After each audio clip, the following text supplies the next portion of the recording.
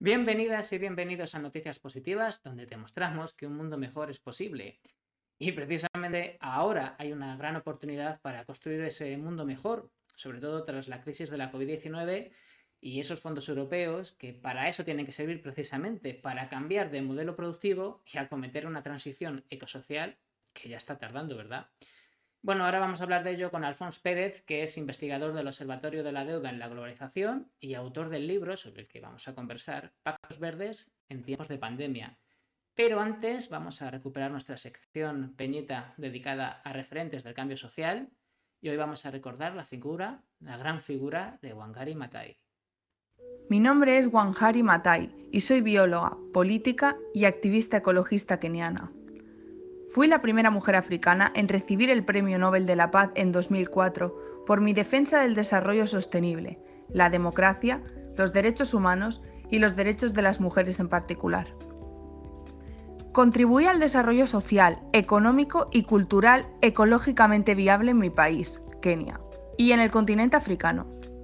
En 1977 fundé el movimiento del Cinturón Verde, el principal y más exitoso proyecto de reforestación de árboles en África, que tan solo en Kenia ha plantado más de 10 millones de árboles y más de 47 millones en todo el mundo.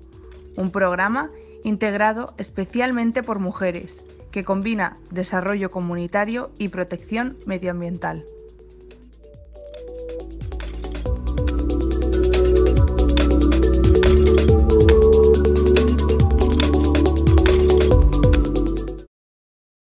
Bueno, pues ya estamos con Alfons Pérez, que es investigador del Observatorio de la Deuda en la Globalización y autor del libro Pactos Verdes en tiempos de pandemia, editado también por este Observatorio de la Deuda en la Globalización y por Libros en Acción e Icaria. ¿Cómo estamos, Alfons? Pues muy bien, Daniel, y con mucho gusto de atender a la entrevista de Noticias Positivas. Mucho gusto a nosotros de estar contigo porque la verdad es que es un trabajazo. Muy interesante este libro. El título ya dice mucho. Pactos verdes en plural. Ese plural es por algo. Sí, el plural es básicamente porque de pactos verdes, esto que se ha venido a llamar Green New Deals, ¿no? Hay un montón. Hay algunos o muchos, o los que están más, dijéramos, más publicitados son los de las instituciones, pero también hay organizaciones sociales que han presentado sus pactos verdes, y de ahí que lo quisimos poner en plural. Pero el que más nos afecta y en el que más te centras tú es el Pacto Verde Europeo, que además es curioso porque se aprobó en un contexto muy determinado y ahora ha tenido un significado diferente. Eso es muy interesante de analizar. Sí, de hecho, cuando empezamos a analizar el Pacto Verde Europeo, estábamos en una situación prepandemia, ¿sí? Cuando llegó la pandemia pensábamos que esto iba a desaparecer del mapa, ¿no? Normalmente la Claro. política ambiental o las cosas que tienen relación con la política ambiental en un momento de crisis económica o de impacto fuerte en la economía desaparecen. Pero fue al contrario, o sea, el Pacto Verde Europeo ha devenido como la estrategia de recuperación económica. Claro, eso es muy curioso, ¿no? Es verdad que lo hemos vivido en muchas ocasiones. Llega una crisis económica y lo importante es la economía, además la economía en su sentido más convencional, y lo verde y lo social, porque también, aparte de que sea poco ecológica, suele ser poco equilibrado o poco, digamos, poco igualitaria esa recuperación económica. Pero aquí ha pasado lo contrario y bueno, diríamos incluso que tras la pandemia lo verde tiene más importancia. Pero ¿qué concepto de pacto verde nos están metiendo por los ojos? Sí, es que eso es lo que hay que ver, Daniel, porque creo que hay muchas tonalidades de verde y muchas Claro. maneras de interpretar ese color, ¿no? Entonces, el Pacto Verde Europeo eh, recoge un poco las ideas del Pacto Verde o Green New Deal americano, pero lo convierte con los instrumentos de la Unión Europea, que son instrumentos muy de mercado, de poner las grandes empresas en el centro y de también una centralidad muy fuerte de la parte tecnológica. Es decir, la tecnología nos ayudará a ese camino de neutralidad de climática al 2050 o ese camino de las economías bajas en carbono. Claro, pero esto es casi más una fe que una realidad, diría yo, ¿no? Bueno, pues en un mundo limitado y viviendo en la tercera década del siglo XXI, pues es así. Si esas apuestas tan fuerte, poniendo lo tecnológico en el centro, sin cuestionar el modelo de consumo, el modelo de crecimiento económico que hace que cada vez que consumimos más bienes y servicios y que tiene mucha relación con esos materiales y esa energía que necesitamos para hacerlo y también con esos residuos y esas emisiones que excretamos, ¿no? Si entendemos Claro. todo esto como un metabolismo, pues es altamente problemático. Claro, además, es verdad que este Pacto Verde Europeo, que ha cobrado todavía más relevancia con la pandemia, habla de una transición hacia una economía más verde y más digital. Y claro, tú le hablas a cualquier persona de una economía más verde y más digital y parece que es una economía menos material, ¿no? Y eso no tiene que ver con la realidad, como tú explicas bastante bien en el libro. Tiene que ver más con el concepto de externalización, ¿sí? Es que como Claro. las economías europeas se convierten en unas economías más de servicios y todo lo que no nos gusta, pues la economía más extractiva, ¿no? También la gestión de los residuos, lo externalizamos a otros lados. Entonces sí, los números salen, tenemos unas economías más desmaterializadas y consumimos menos energía, pero porque traemos productos importados, por ejemplo, desde la China, ¿no? Sí, también hablaba del tema Naomi Klein en el libro este de Esto lo cambia todo, de que al final había muchas emisiones que procedían del... Además creo que hablaba exactamente del comercio marítimo en el libro, o lo ponía como ejemplo, ¿no? De todas las emisiones que traen muchas cosas que nos llegan, muchos objetos, muchos artículos que compramos y que nos llegan por barco. Lo digo esto porque además hace poco volvió a hablar del tema con esto que pasó con el barco este Ever Given, que al final, claro, esas emisiones de todo ese transporte de miles de kilómetros, muchas veces marítimo, ¿a quién se imputa, no? Porque claro, no, nosotros en Europa somos una economía como inmaterial, ecológica, verde, super guay, digital. Pero claro, esos productos que se hacen en China, le imputamos a China las emisiones, pero es que luego los consumimos nosotros, ¿no? Claro, ahí está, si lo miras desde el lado de la oferta o desde la demanda o del Claro. lado del consumidor o del productor, ¿no? Cuando estás externalizando, es decir, en cifras, en las últimas 2 décadas hemos casi cuadriplicado las relaciones de importación con China y es verdad, entonces en la Unión Europea se ha crecido económicamente y se han reducido las emisiones, pero claro, las hemos externalizado. ¿Y qué pasa? Que a nivel global siguen creciendo. Claro, y esto además toca en un punto muy importante, porque desde muchas visiones críticas se habla de la necesidad de recuperar la industria en países tan vinculados al sector servicios. Es verdad que una industria que tiene que ser más sostenible, más a lo mejor hacia otras prácticas como el de la economía circular, pero ahí hay un dilema interesante, ¿no? Porque por un lado hay que reducir las emisiones, pero por otro lado, cuestiones como la pandemia, con ejemplos como el de es que no podemos ni comprar unas mascarillas, que tenemos que comprarlas a China, pues aquí nos ponen en un dilema, ¿no? ¿Cómo lo solucionamos? El tema de no podemos externalizar la producción, necesitamos volver a recuperar la industria, no solo servicios, pero claro, una industria que tiene que ser muy diferente. Y aquí no hablamos solamente de lo digital y de lo ecológico, o sí, pero no solamente de sectores tan aparentemente no materiales. Sí, ahí déjame pararme un momento porque realmente es un tema, Es un es un tema temazo. Es un temazo y también tiene mucha relación con cómo se están planteando los fondos europeos de recuperación, ¿no? Que también están ahí como intentando reindustrializar Europa para que tenga esa posibilidad de hacer baterías para los coches eléctricos. Entonces, en el libro hay algunos apuntes de algunas cosas y también habla con sinceridad que es que hay algunos sectores de la economía que se tendrían que reducir simplemente. Es decir, si nos creemos la Claro. problemática y la emergencia climática, algunos tendrían que reducirse. Entonces ahí hay que ver qué hacemos con trabajadores y trabajadoras que están en ese sector, por supuesto. Y otro tema es lo que David Graeber decía, los trabajos de mierda, ¿no? Esos trabajos que básicamente no cumplen ninguna función social. ¿Qué función social cumple un broker o un personal shopper? Sinceramente, no cumple ninguna función social. Por tanto, esos trabajos de mierda son trabajos también susceptibles de ser eliminados. ¿Sí?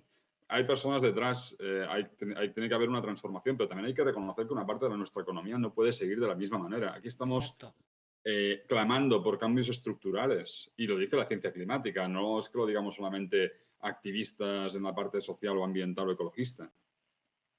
Por ejemplo, profundizando un poco más, ¿qué cambios cómo se puede compatibilizar, si quieres, para profundizar un poco, la necesidad de recuperar cierta base industrial para que no nos pase eso de es que no podemos ni comprar unas mascarillas, es que en realidad somos una economía de servicios, por lo tanto no tenemos una economía autocentrada, que también sería la base de una economía más resiliente, ¿no?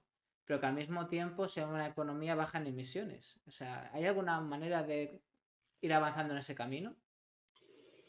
Sí, primero, primero ser conscientes de esto que hablábamos antes de las externalizaciones para internalizarlas, ¿no? Entonces, sí que es verdad que nuestras economías se tendrían que reprimarizar bastante. Es decir, la vuelta al campo no es solamente una cosa de nostálgicos o nostálgicas o de neorurales, es una necesidad para nuestra soberanía alimentaria. Por tanto, Totalmente. ahí hay una gran parte de recuperación de la valorización fuerte del trabajo del campo, ¿no? De gente que se parte el lomo cada día para poder hacer productos. Es importante que le demos valor y que formen parte importante de nuestras economías. Y yo creo que en Europa y en España también, que tenemos un déficit muy grande tanto en términos de energías, como las hemos entendido, fósiles, pero también de materiales. Yo creo que hay una posibilidad bastante grande de abrir un sector que quizás no tiene rentabilidad de mercado, pero tiene otro tipo de rentabilidad más social y ambiental, que es el de la recuperación. En recuperación en el sentido de reciclaje profundo de las materias primas que utilizamos de otros territorios para utilizarlas para la propia producción.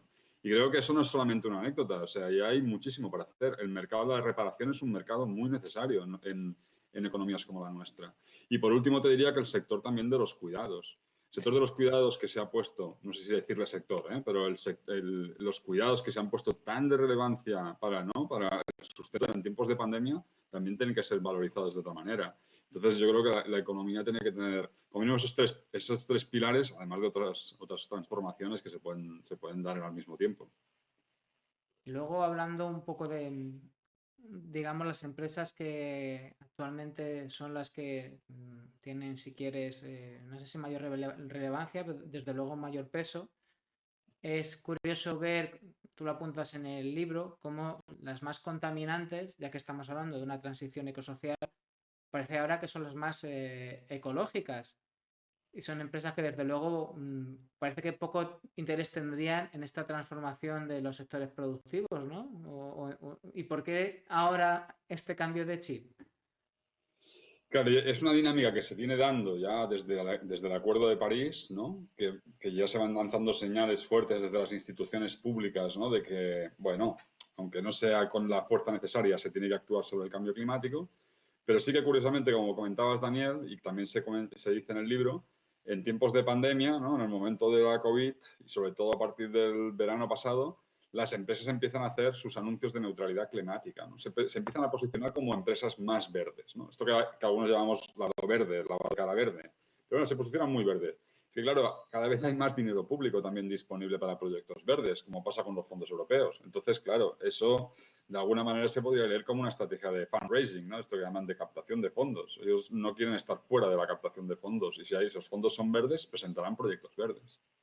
Ahí va a ser muy importante que la Unión Europea defina para todos estos instrumentos, tú citas especialmente el Next Generation EU, pues los criterios que se tienen que cumplir, esta taxonomía para que se pueda optar a estos fondos, ¿no?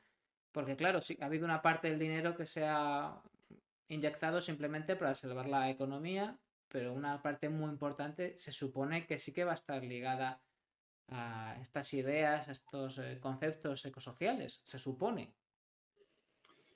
Bueno, sobre el papel sostiene algo parecido a eso.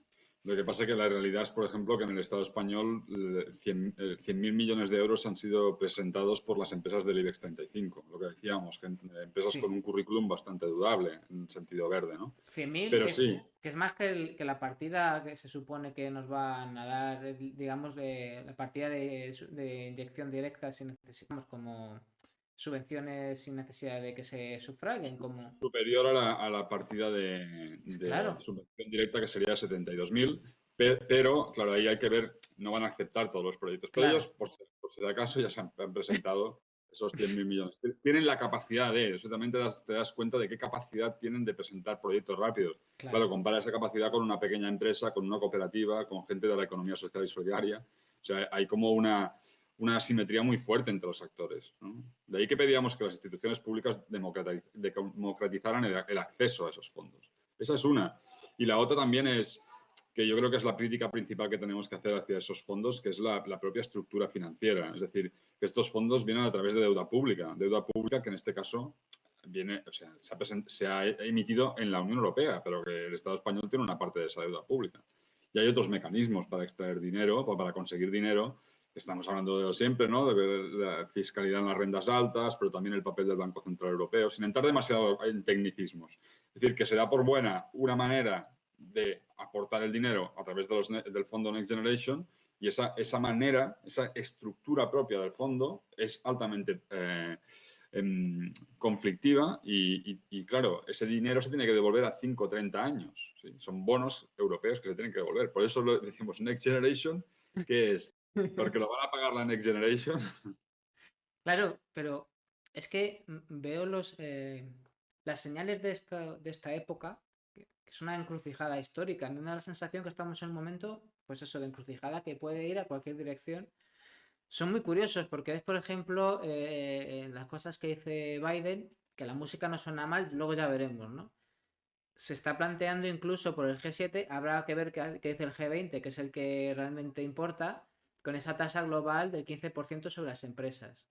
O sea, entonces parece que los tiempos parece que están cambiando, aunque ya nos acordamos de Sarkozy en el 2008 diciendo que había que refundar el capitalismo, bla, bla, bla, y lo que pasó después. Pero me da la sensación de que dependiendo cómo estemos despiertos y despiertas, la sociedad civil, una sociedad civil despierta, si puede conseguir muchas cosas en un momento que es una oportunidad histórica porque vamos a necesitar la política para gestionar la escasez y una época de un cambio muy complicado con el tema del cambio climático y el fin de los combustibles fósiles. Entonces, si lo hacemos bien, puede esto generar o desembocar en una época mejor, o todo lo contrario, ¿no? Porque ahí están amenazas como la que dices tú, el pago de la deuda, que puede ocasionar, dependiendo de manos de qué política esté, mucho sufrimiento. O sea, no sé si la gente es consciente de la época en la que vivimos, que se va a resolver esto, a lo mejor para, no sé si para un siglo, pero para muchas décadas se puede resolver qué tipo de sociedad, hacia dónde vamos. Sí, de ahí, Daniel, el subtítulo del libro, ¿no? Que se llama El futuro se Ah, disputa ahora. ahí, ahí. Eso, hace poco un periodista me decía, bueno, pero el futuro siempre se disputa ahora, ¿no? Y digo, bueno, pues sí que es verdad. Lo que yo quería decir con este título, con este subtítulo, mejor dicho, es que ahora, en un diferencial de tiempo muy pequeño, en poco tiempo, nos jugamos las próximas décadas clave, por lo menos en la lucha climática seguro. Y ahora, con el flujo de dinero, con todos estos anuncios de las instituciones, se abren oportunidades de incidencia que se cierran muy rápido. Pero también es un momento también necesario, y creo que aún más necesario, de tener estrategias de movilización, es decir, de estar mejor conectados, de generar una red que desde la heterogeneidad pueda, en cierto momento, irrumpir en la esfera pública con propuestas concretas, ¿no? Y yo creo que es ese momento el que estamos viviendo. También es verdad que uno, cuando analiza un momento histórico, siempre piensa que es el momento más Sí, importante. sí. Pero es verdad que se dan unos factores y creo que además no podemos dejar de decir, hemos vivido un año y pico con una pandemia, con una cosa súper inesperada que tiene un origen biológico, ¿sí? Sí. Y que tiene que ver con eso, del avance de la frontera antrópica, que cada vez los humanos estamos en más sitios y tenemos más contacto con especies salvajes, ¿no? Y por la zoonosis cada vez sufrimos más los virus que sufren los animales.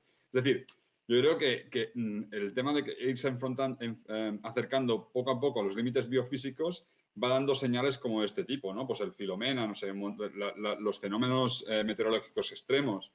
Cuidado, yo no naturalizaría, es decir, no normalizaría más que naturalizar, porque esta palabra ahora aquí en este contexto puede generar como un poco de... No normalizaría estas situaciones. Yo tendría espacios de reflexión, ¿no? Sobre ellas. Y claro, esto es lo que nos está tocando vivir. O sea, yo vuelvo a decir, a mí me gusta mucho decir que ahora tenemos que hablar de la tercera década del siglo XXI.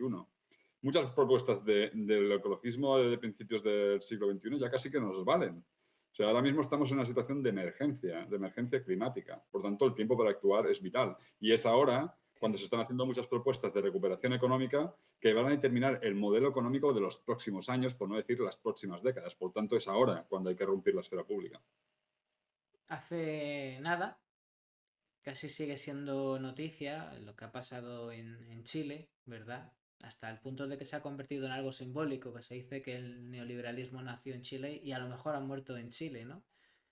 Es que a lo mejor sí que tenemos esa oportunidad, no solamente de que debemos cambiar el sistema para protegernos de estas amenazas, sino que también incluso a nivel económico es posible avanzar hacia un sistema más justo, precisamente porque ya se han empezado a ver esas grietas y cosas como las de Chile, cómo se ha tumbado, cómo se va a tumbar una constitución de Pinochet, precisamente inspirada en el neoliberalismo más puro de la escuela de Chicago, pues puede caer. Y eso quizá, además tú nombras este pacto ecosocial del sur, ¿no? Creo que se llamaba así.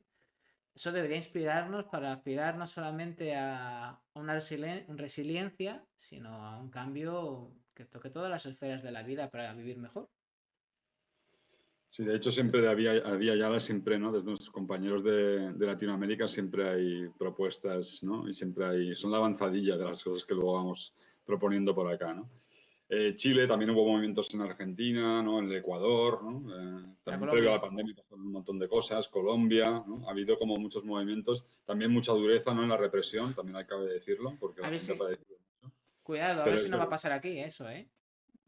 Sí, claro, eso es ¿No? una cosa bastante presente. Bueno, yo estoy aquí ahora mismo en Cataluña y hemos vivido algunas cosas con unas propuestas políticas diferentes, pero la represión es una cosa que se puede Sí, enfrentar muy fácil, que la ves muy lejos y se acerca, pero muy, muy rápido. sí, y fue Sobre la... todo cuando empiezas a tocar hueso, ¿no? Sí, perdona, perdona. No, simplemente que sí, que fue unas imágenes lamentables, esa represión sin ninguna duda, ¿no?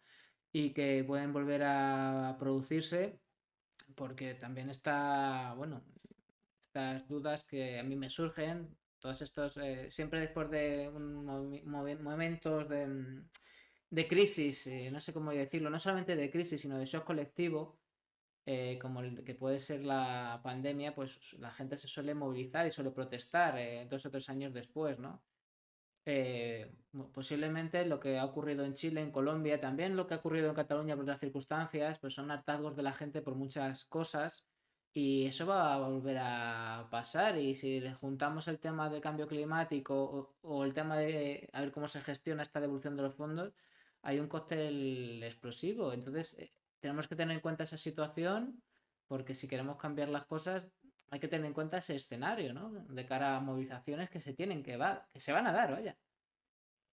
Sí, sí, otro día decíamos así como un poco en broma, pero también para motivar, y hay que desempolvar los apuntes del 15M, ¿no? Sí. Son los que lo vivieron, ¿no? Y hay que tenerlos presentes. Y a la vez es como, yo diría que como activistas, ¿no? Por la transformación o para la transformación social, pues tenemos que hacerlo también porque la extrema derecha no va a tener demasiados escrúpulos en hacer presentar sus propuestas basadas en 4 eslogans, ¿no? Y 3 mentiras, o sea, ningún escrúpulo. Y por tanto tenemos que estar preparados para afrontar esa realidad, ¿no?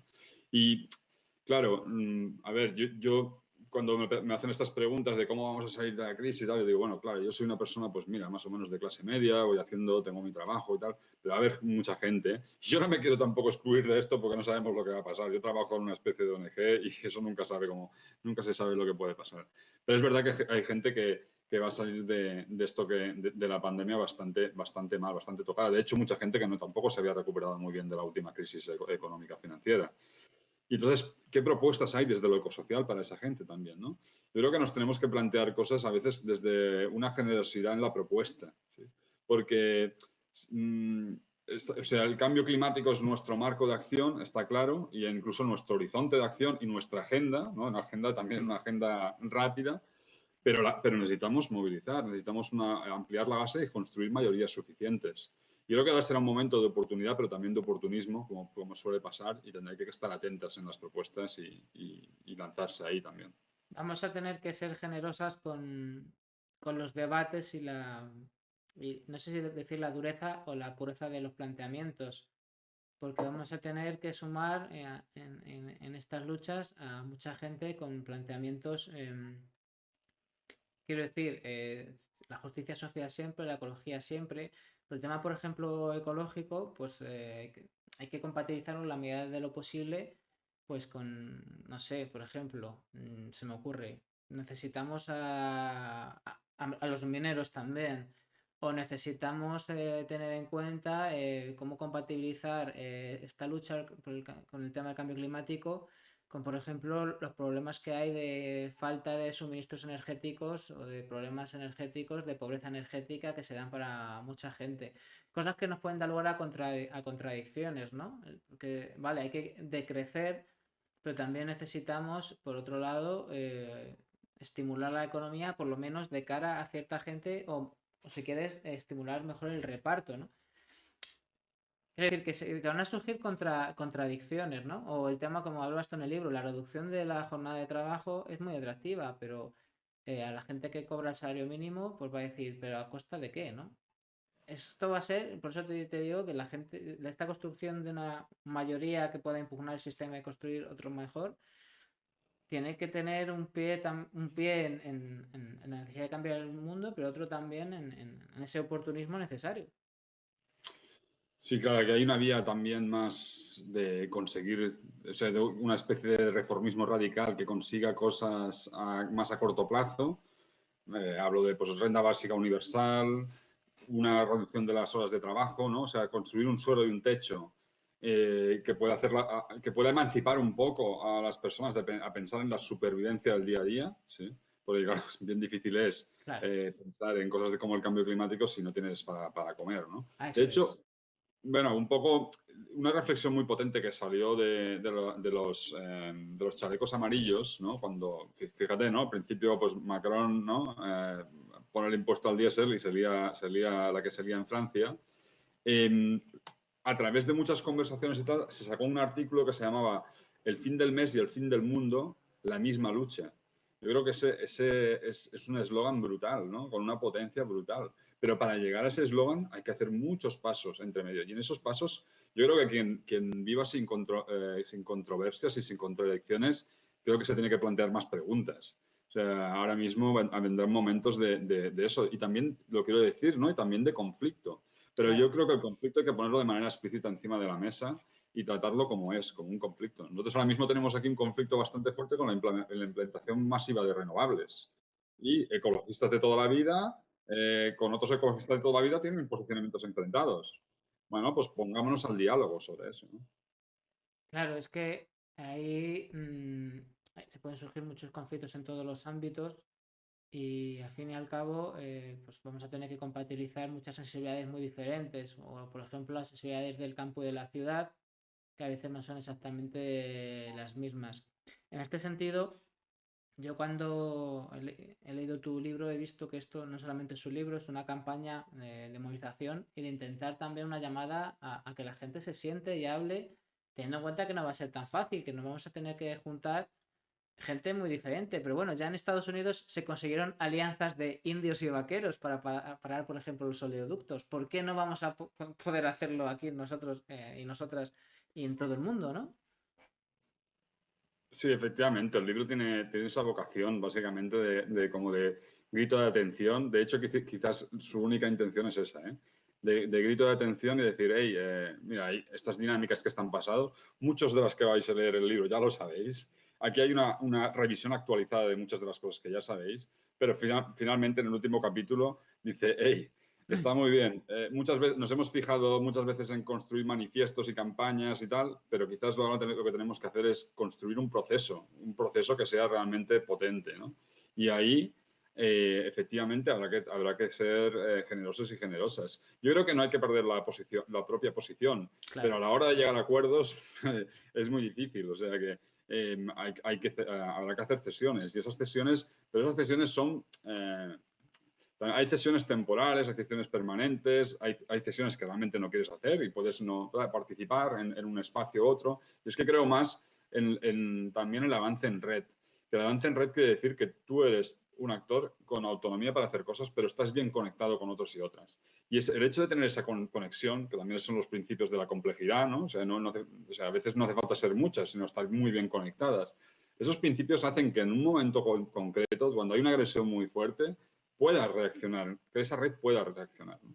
Y también es importante construir esos lazos pues desde la confianza. Construir confianza es una cosa muy transformadora, ¿sí?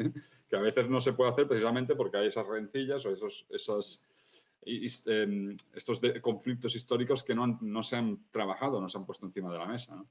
Bueno, un poco hay un capítulo que habla básicamente de eso, sí. De hecho, el libro ya lo estáis utilizando para eso, lo estáis usando como herramienta para crear reuniones, encuentros, diálogos, ¿no? Entiendo que van por ahí los tiros. Sí, nos han invitado a presentarlo, no sé, ahora hemos hecho 10 o 12 presentaciones. Volvemos a decir, o sea, porque a veces nos dicen, bueno, pero igual no vendrá mucha gente. Mira, si tenemos el tiempo, no nos importa, o sea, no nos importa cuantitativamente cuánta gente viene, nos importa el interés de la gente por debatir estos temas. Y más ahora, hemos recuperado un poco, estuvimos por Andalucía, hemos estado pues, en Cádiz, en Jerez, en Huelva, en Aracena, ¿no? En Sevilla. Los grupos no eran de muchísima gente, pero mira, primera cosa, estábamos recuperando la presencialidad, nos encontramos presencialmente, eso ya es muy transformador. Y segunda, tuvimos debates bastante ricos. Yo, de hecho, me llevé, no sé, igual 30 páginas de la libreta apuntadas de cosas que pasan a nivel local que a mí ya las he incorporado en mi discurso. Yo conozco muchísimo mejor ahora territorio de Andalucía que no conocía y, por tanto, tengo también unas nuevas conexiones en esos territorios, ¿no? Yo eso lo pongo muy en valor, la verdad. Después de la entrevista, siempre cuando hacemos una entrevista, pues damos un pequeño paseo por la web de la persona para que la gente, si quiere, pueda contactar con la iniciativa que sea. En este caso también lo vamos a hacer para que la gente pueda contactar con vosotros, a ver si saben más charlas. Si sale así, coméntamelo, que yo estaré súper contento de contribuir.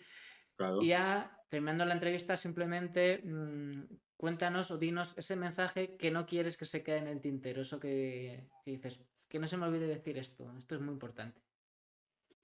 Bueno, yo creo que lo más importante ahora mismo es como tener en mente lo que hemos vivido, ¿sí? Que han sido momentos, y también ponerlo encima de la mesa, ¿no? Momentos duros, Sí. hay mucha simetría entre las sensaciones y las vivencias de cada uno con la pandemia, pero sí que es verdad que hay que quedarse con algunos de esos momentos, incluso los momentos que nos han generado pues, dolor y controversia, ¿no? Por ese sentimiento de vulnerabilidad, como sociedades enriquecidas del norte global, está bien, ¿no? Hemos sentido eso. Y también, o sea, recoger eso porque eso nos ha dado como una posición de humildad, pero a la vez hacer, o sea, hacer un paso hacia adelante para encuentros de reencuentro, ¿no? Y de hacer red, ¿no? Lo que decía antes, o sea, aquí decimos enxarxament, ¿no? Es decir, intentar ponerse como, o sea, confiar bastante en la capacidad de incidencia política en general que tenemos como sujetos políticos, ¿no? Y disputar ese futuro que se disputa ahora, ¿no? Como dice el subtítulo. Sí, sola no puedes, con amigos sí. A ver si es verdad Eso. que conseguimos unos cuantos amigos. Pues muchas gracias, Alfons, por la entrevista y por el libro y la inspiración, tanto tuya como del observatorio y de todas las entidades que están colaborando en este proyecto y toda la gente que está yendo a estos encuentros. A ver si construimos algo bueno entre todas. A ver, y bueno, yo también pues agradecer mucho, Daniel, y también a Noticias Positivas la oportunidad de explicar no solamente el libro, ¿no? Sino de tener esta conversación tan amena. Pues muchas gracias, nos encanta. Así que no será la primera vez, intentaremos darte la tabarra más veces. Muchas gracias, Alfonso, estamos en contacto. Vale. Hasta luego, chao.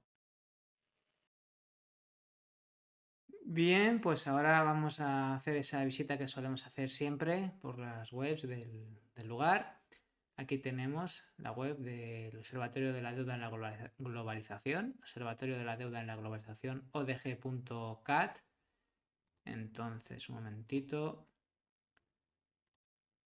Y si lo queréis en español, bueno, realmente en castellano, ¿vale?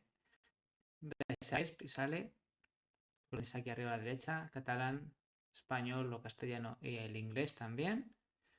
Y bueno, esta es su web, como os digo.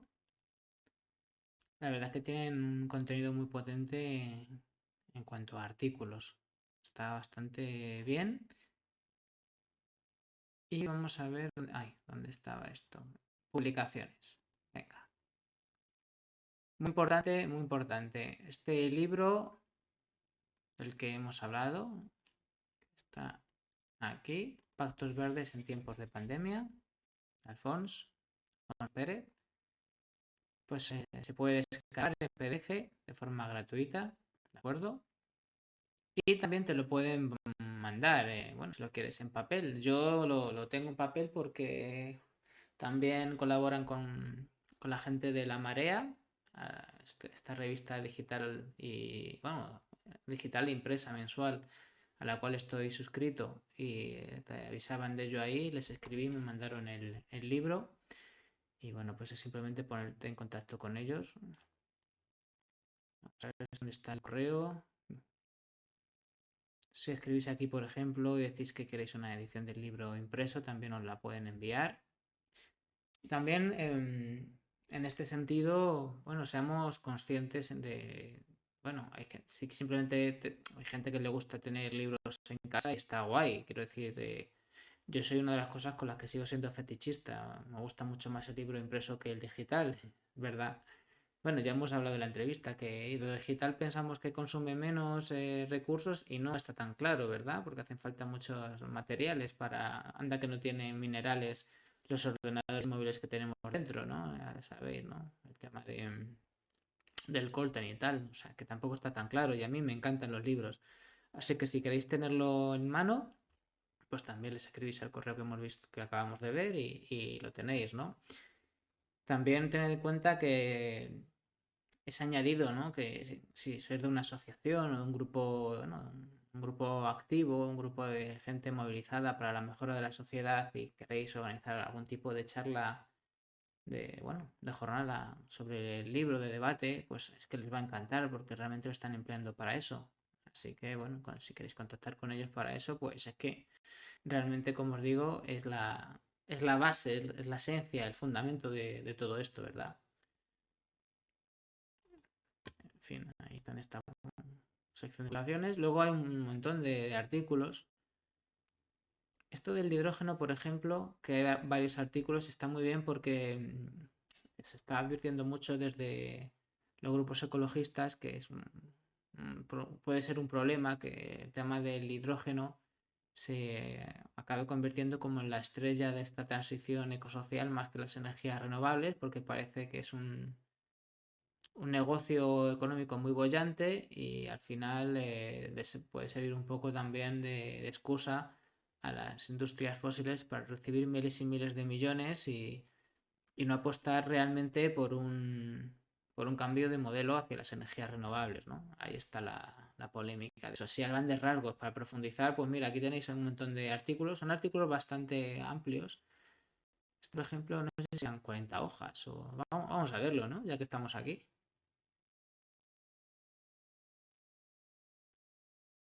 Pues sí, 38. Tú verás. Bueno, si os gusta el tema y queréis... al final, el tema de cualquier tipo de activismo requiere una formación teórica y práctica, ¿no? Práctica en las movilizaciones, en la preparación de esas movilizaciones, en la preparación de propuestas, en la defensa de propuestas, en todo esto, ¿no? Pero también la teórica, hay que leer mucho para ser un activista, muchísimo. Y es muy interesante y muy importante saber dónde buscar las cosas que debemos leer. Bueno, pues aquí, por ejemplo, si hablamos de temas ecosociales, pues aquí tenemos unos contenidos, son contenidos evidentemente mucho más críticos que los que os pueden dar, por ejemplo, desde los poderes públicos o desde los partidos partidos grandes, por así decirlo. Lo cual está muy bien, porque ya tenéis la visión del sistema, por así decir, ¿no? Pues aquí tenéis la visión más crítica y luego pues ya somos personas libres y con capacidad de pensamiento y raciocinio para elegir nuestra posición, pero cuanto más materiales nos den, ¿verdad? Pues muchísimo mejor. En fin, odg.cat, ¿de acuerdo? Y ya habéis visto que en publicaciones podéis descargar el libro y también lo podéis pedir en papel si os mola más. Y bueno, que es un trabajo esencial de Alfons y ojalá sirva para movilizar, para debatir, para argumentar, en suma, pues para ayudar a cambiar el mundo en un momento, es verdad, que es una encrucijada fundamental y de alguna u otra manera hay que hacer tu parte. Por eso prometo que voy a seguir machacando, dando la brasa y curru con este tema porque es que es fundamental y no tiene vuelta de hoja. Vale, ya que hemos hablado de libros y materiales, pues ¿por qué no vamos a hablar bueno, de otros libros y otros materiales que podemos conseguir gratis? Y es que os regalo libros, no os podéis quejar. Vamos a ver. Además fue hace poco, no sé si la semana pasada, hablamos de que Economistas Sin Fronteras, ecosfront.org, aquí lo veis arriba, pues bueno, entre sus labores está la producción de dosieres, de informes trimestrales, ¿de acuerdo? Sobre temas pues, muy diversos, los que conforman su análisis de economía desde una perspectiva de la economía justa, ¿no? De la economía social y solidaria, o economías, digamos, que pongan en el centro a la gente y también la sostenibilidad de este planeta. Bueno, es que además de que también producen estos materiales, venía muy a cuento, porque precisamente el libro de Alphonse habla de la transición ecológica y digital, que también el Pacto Verde Europeo pues habla de eso, ¿no? De construir un mundo más verde y más digital. Y bueno, es que el nuevo dossier de Economistas Sin Fronteras se llama Sociedad Digital reconstruyendo expectativas. Vamos, que es que parece que viene como muy al cuento. Pero es que son los dos temas que están ahí. Es que estamos hablando de, bueno, de los dos vectores, ¿no? La economía verde y la economía digital son los dos ejes sobre los que se va a tener lugar se van a implementar y van a bascular estas líneas de financiación de la Unión Europea, ¿no? Entonces, aquí tenemos este número, descargar, aquí, directamente lo descargáis de gratis, ¿vale? ¿Quién lo coordina? Ignacio Muro Benayas, que es miembro del Patronato de Economistas Sin Fronteras y presidente de la Plataforma por la Democracia Económica. A ver, no me lo he leído, ¿vale? Esto acaba de salir, pero bueno, índice. Aquí vamos a ver simplemente los temas. Sociedad digital, reconstruyendo expectativas, es la presentación. Luego artículos sobre, por ejemplo, mira, aquí están los títulos de los artículos. El mito del crecimiento verde y la salvación tecnológica. Mira, pues esto tiene mucho que ver con cosas que también hemos hablado con Alphonse en la entrevista, ¿verdad? Este crecimiento verde que va a ser a la vez sostenible y más limpio porque nos va a salvar una tecnología que va a hacer que ese crecimiento cada vez consuma menos recursos. Sin decirte que, claro, aparte de eso, es que como todo se produce en China, China es nuestra industria, nuestro estercolero, pues no, parece que nosotros estamos creciendo sin producir residuos. Claro, ya no lo están produciendo China, pero luego es para consumir nosotros, ¿no? Básicamente. En fin, más temas. Información, saber y datos en la sociedad digital. Pues muy importante, ¿verdad? ¿Qué te va a decir ¿Qué le vamos a decir, ¿no? Del tema de los datos, es que está a la orden del día. Bueno, este artículo es de Juan M. Zafra, el anterior del mito de crecimiento verde de José Belver Soroa, que no lo he dicho. Inteligencia artificial también. Está claro aquí que se están abordando temas que, bueno, pues todo lo que tiene que ver con la sociedad digital, ¿no? Inteligencia artificial también es un asunto que está muy de actualidad. Esto es de Gemma Galdón Clavel, esta aportación, presidenta de la Fundación Éticas. El teletrabajo también, el complejo impacto del teletrabajo sobre el bienestar individual, es artículo de Eva Rimbau Gilabert de la Universidad Oberta de Cataluña. Otros evidentemente tenía que haber un artículo sobre redes sociales y polarización, cuando el algoritmo amplifica las emociones humanas, de Raúl Magallón, Universidad Carlos III de Madrid, y Eva Campos de la Universidad de Valladolid. Democracia y derechos humanos en peligro, una advertencia sobre el impacto de la inteligencia artificial y los algoritmos. Esto es muy interesante, ¿no? Porque parece que esto de la inteligencia artificial y los algoritmos operan al margen de estas cuestiones, ¿no? Que son apolíticas, ¿no? Por así decirlo. Qué mentira, no hay nada apolítico. Esto, ¿quién lo dijo? Creo que fue Gramsci el que dijo que la ideología hegemónica se suele parecer invisible y se confunde con el sentido común. O sea, lo que es hegemónico en este mundo, por ejemplo, el neoliberal, pues la economía capitalista, lo que se vende como apolitizado, en realidad es que está tan a favor de este sentido común capitalista que es invisible, que no se percibe, digamos que no causa contradicción, ¿no? Que no te chirría, por así decirlo. Cuando dices algo que chirría, se te percibe como que estás politizado, que eres crítico, que estás tocando las narices. Pero cuando dices algo que está muy a favor del sistema, pues es sentido común y no estás diciendo nada raro, ¿no? Esa es la trampa, ¿no? Y bueno, pues claro que no hay nada político y claro que estas herramientas digitales pues pueden servir para controlarnos políticamente también. Y bueno, el último artículo, así un repaso rápido, sociabilidad en red, su contribución a la construcción de un nuevo nosotros. Pues también muy interesante, ¿no? Ignacio Murs Benayas, el coordinador del dossier, escribe este último artículo, que me recuerda un poco a estas primeras movilizaciones que se se analizaron amparadas por el tema de las redes sociales, como el tema de la primavera árabe o el propio 15M. Bueno, y por qué no decirla, ¿no? Esta indignación de los privilegiados, ¿no? Este momento de indignación de los privilegiados que vivimos con esta internacional reaccionaria de Trump y los trumpistas y la extrema derecha, pues también al final es una construcción en red, ¿no? A través de bulos y cuestiones así, pero también es un ejemplo un poco perverso, pero es lo mismo, básicamente. Vamos, que temazos, ¿eh?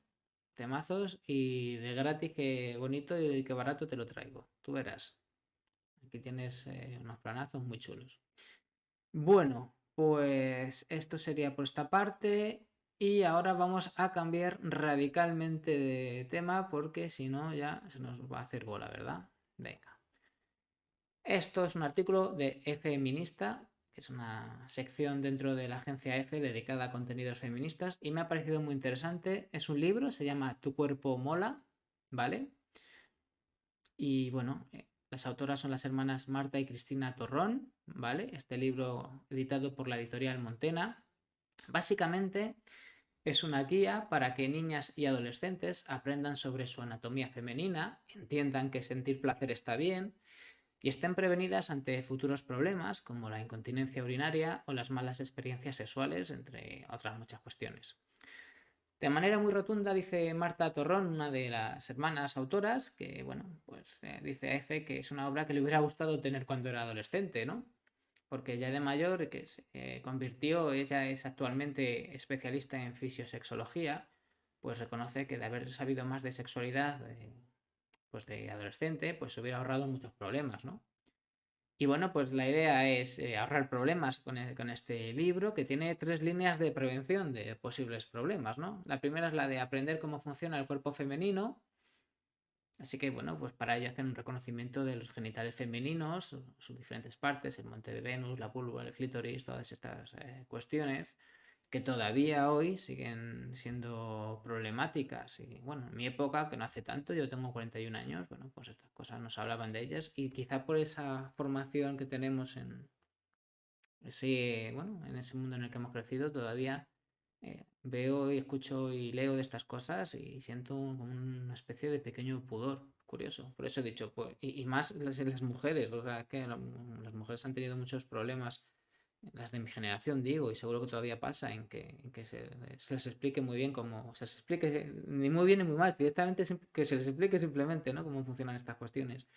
Razón de más para hablar de este libro, ¿verdad?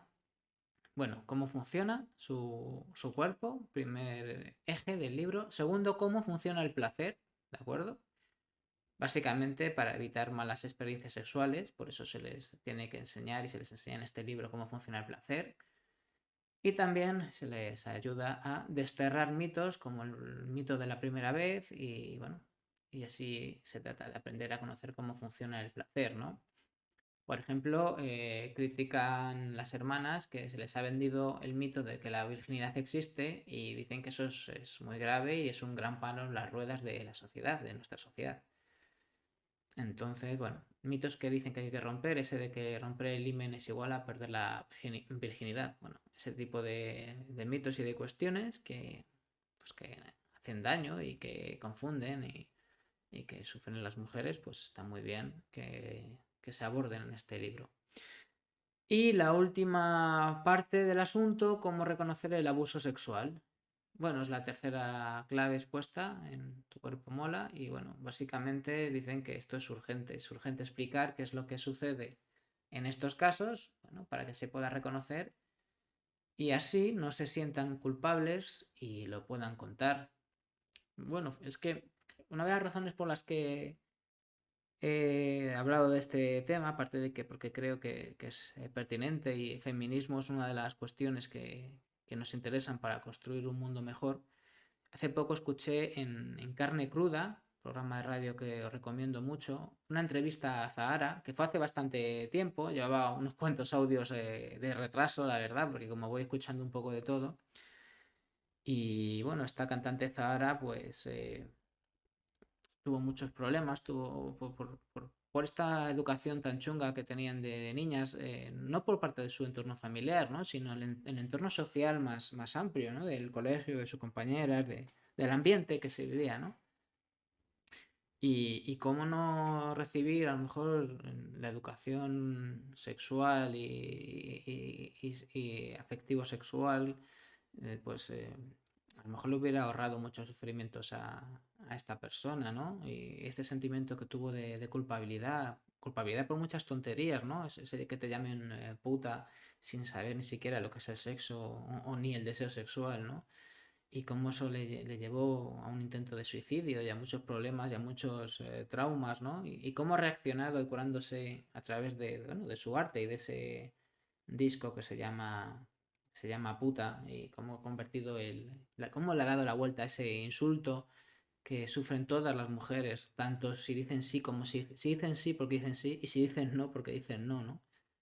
Y escuchaba hoy esta entrevista que os la recomiendo. Bueno, yo recomiendo mucho Carne Cruda y en general, ¿no? Y esta entrevista en particular. Y quizá porque tenía esa sensibilidad y también quería buscar algo, ya te digo, porque no vamos a estar todo el rato dando la chapa con la economía ecológica y tal, hay que meter más temas aquí, ¿verdad? Y el tema del feminismo nos interesa y es que es fundamental. Y hemos visto este libro y era ideal, ¿no? Era ideal porque hace muchísima falta y porque sigue siendo un problema y porque todavía falta mucho, no solamente en temas los de siempre, ¿no? El tema de que si los techos de cristal, que si la violencia de género, sino también en la educación afectivo-sexual, ¿no? Y que no se sientan culpables y que sepan las mujeres reconocer lo que es un abuso y lo puedan contar y lo puedan denunciar y no se sientan paralizadas y además que lo entiendan desde que son niñas y adolescentes, ¿no? Vamos, que este libro hace mucha falta. Y es una noticia positiva, que Tu cuerpo mola lo hayan publicado y ojalá se venda mucho y esté en boca de todas. Y ahora, siguiendo con otros temas, aunque esto también tiene un pequeño matiz verde, pero sobre todo quería hablar de esto. Esto es una noticia que ha publicado la web cuéntamealgobueno.com, que a su vez se ha hecho eco de la noticia de Servimedia, que es la original de la agencia Servimedia, ¿de acuerdo? Y bueno, pues habla de un proyecto muy interesante que implica a la juventud. Está muy bien porque quería hablar de algo así, porque ahora con el tema de esta quinta ola, o como queráis llamarlo, de la variante Delta de la COVID, se está incidiendo mucho en los hábitos de la juventud. Y a mí muchas veces me hace gracia esto cuando se habla de la juventud, que si la juventud se va de marcha o la juventud se droga, porque claro, nosotros las personas adultas y maduras no nos vamos de cachondeo ni nos drogamos ni hacemos cosas raras, ¿no? Bueno, en cambio, yo creo que si bien es cierto que existen estos vicios y estas malas prácticas y podemos ir a la calle y ver si en cualquier terraza o en cualquier bar, a ver si toda la gente que está, por ejemplo, en el interior de un bar sin mascarilla, a ver si son todos chavales de 20 años o también hay gente de 40 o de 50, ¿verdad que la hay? Pues claro que la hay. En cambio, en otras cuestiones como las ambientales, pues muchas veces la juventud sí que creo que la juventud está más movilizada que nosotros, los personas más mayores o que ya no somos tan jóvenes, ¿no? Ahí está Greta Thunberg o Fridays for Future, estos chavales de 16 años o menos que salían todos los viernes y que estaba creándose ese movimiento que, bueno, se ha quedado un poco paralizado por la COVID, pero estoy seguro que va a volver, ¿no? Igual que ese movimiento, pues aquí tenemos otro ejemplo así un poquito más ligero, que es este proyecto que se llama Aulas Libera, ¿de acuerdo? Estamos hablando de que este proyecto educativo bueno, Aulas Libera, creado por SEO Life en alianza con Ecoembes, registró durante este último curso 310 nuevas aulas y 7.750 alumnos, que no está nada mal. Bueno, el objetivo de esta iniciativa es acercar la educación ambiental a las aulas, ¿de acuerdo? Así como impulsar la concienciación de los más jóvenes a través del conocimiento y el contacto con la naturaleza. Esto comenzó en 2018 y bueno, desde este comienzo hace ya 3 años, pues este proyecto ha sido acogido por más de 1.580 aulas, ¿de acuerdo? Y las cuales han participado en la iniciativa y han apostado por el compromiso con los entornos naturales, fomentando, por ejemplo, especialmente la lucha contra la basuraleza. La basuraleza. ¿Qué es eso de la basuraleza? Bueno, básicamente de la basuraleza es un palabra muy elegante para hablar de la mierda, así, en grosso modo, que tiramos los seres humanos que dejamos por ahí esparcida en la naturaleza.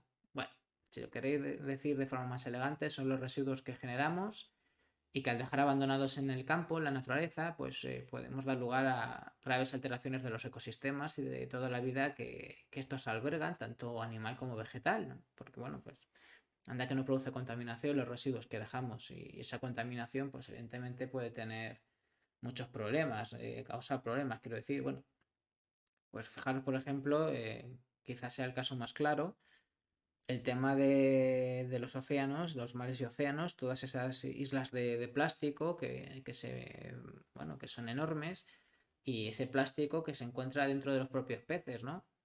Que muchos tienen las tripas llenas de estos plásticos y microplásticos. Así que sí, esta basuraleza pues tiene claramente consecuencias, no creo que es evidente, ¿no? Que lo tenemos todo claro.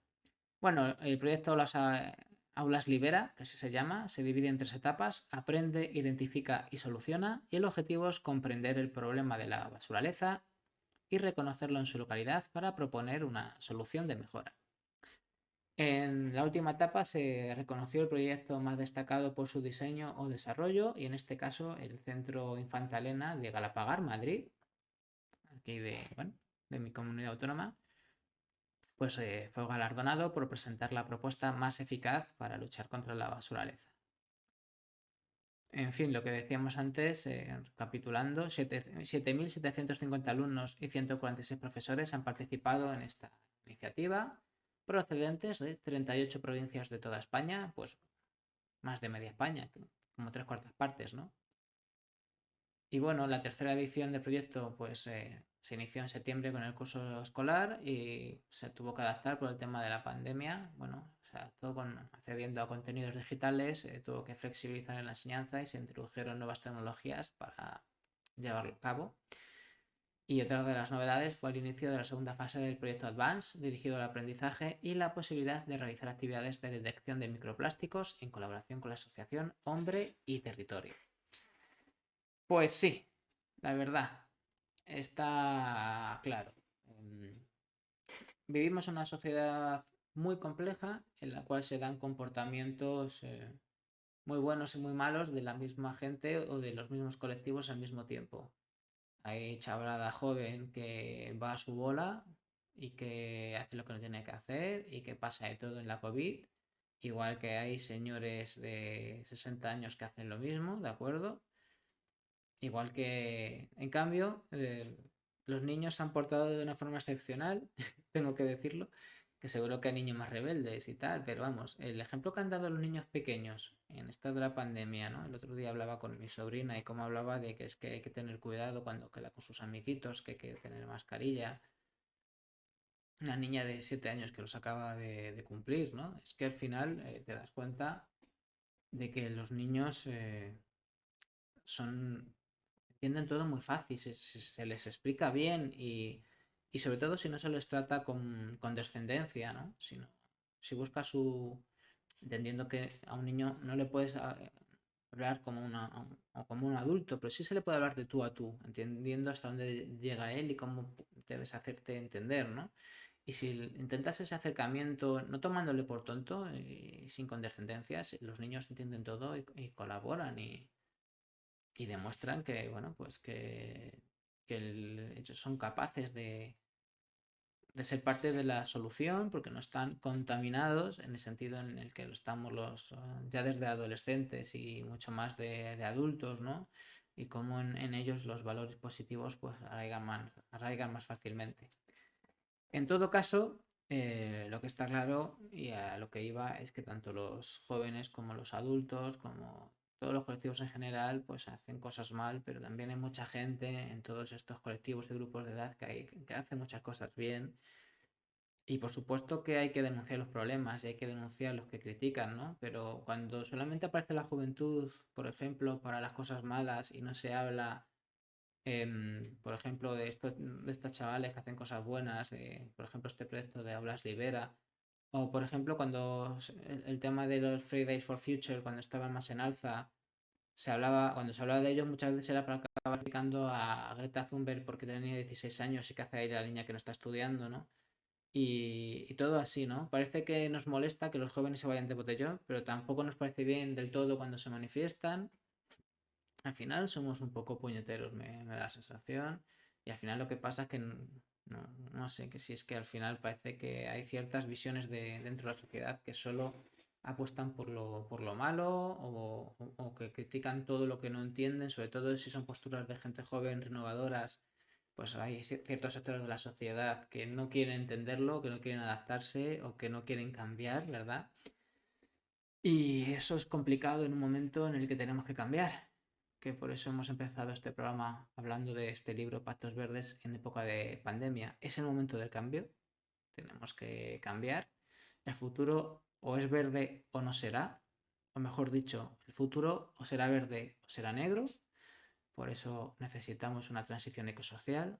Y es más, el futuro tendrá que ser feminista o no será, porque una sociedad tan lastrada por estos problemas y estos retos no se puede permitir el lujo de seguir orillando y seguir ignorando a la mitad de su talento y de su capacidad, que son las mujeres.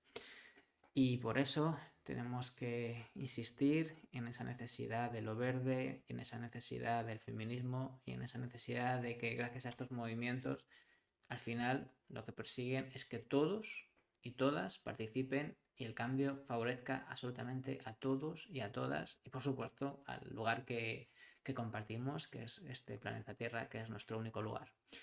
Y a eso nos dedicamos y esa es nuestra intención en Noticias Positivas, fomentar, ayudar, empujar hacia ese cambio social. Y bueno, te invitamos a participar y a ser parte del cambio porque claro que sí, un mundo mejor es posible si nos ayudas a hacerlo realidad. Y así terminamos el programa de hoy y nos vemos ya la semana que viene, como siempre, aquí, misma hora, mismo canal, a partir de las 6:30 de la tarde en Noticias Positivas. Buen finde y a disfrutar con cuidado y prudencia. Chao.